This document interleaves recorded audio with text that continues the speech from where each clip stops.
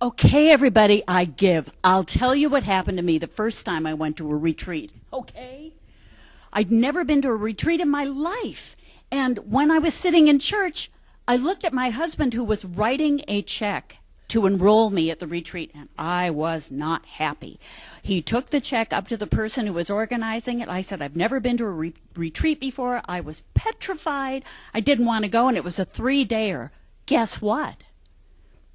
I changed my mind, and I'm here today to talk to you with all these other lovely ladies about going to a 1-day retreat. How easy is that?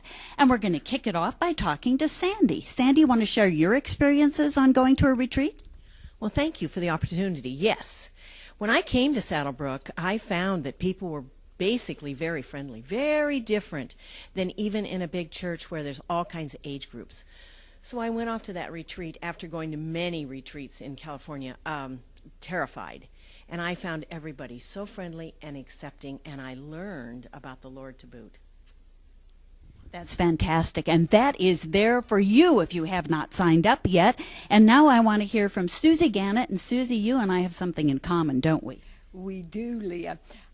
When I had been in Saddlebrook for only 1 week, I went to a ladies' retreat in Tubac, and it was a wonderful experience. I met these lovely ladies, and Leah and I this was our first experience at retreats, and we became friends there. And those ladies I met at that retreat have become friends, and we're still close today. So I love going to women's retreats.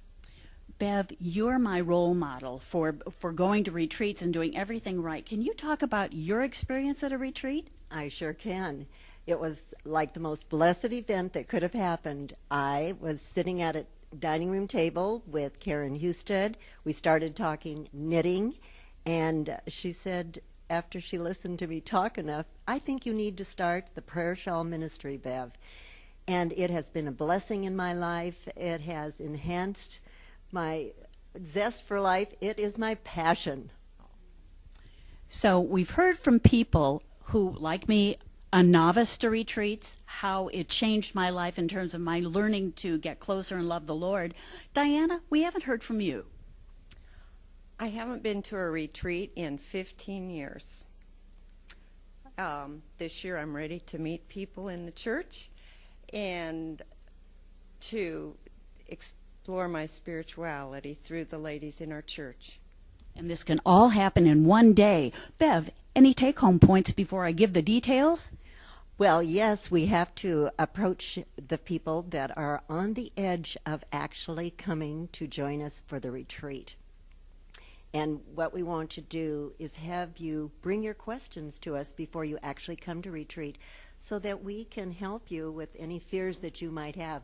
I had those fears. This is my 6th retreat, and I mean, the more I go, the more I want to go. That's great, Bev. And Susie and I also have something in common. We were guests at your house.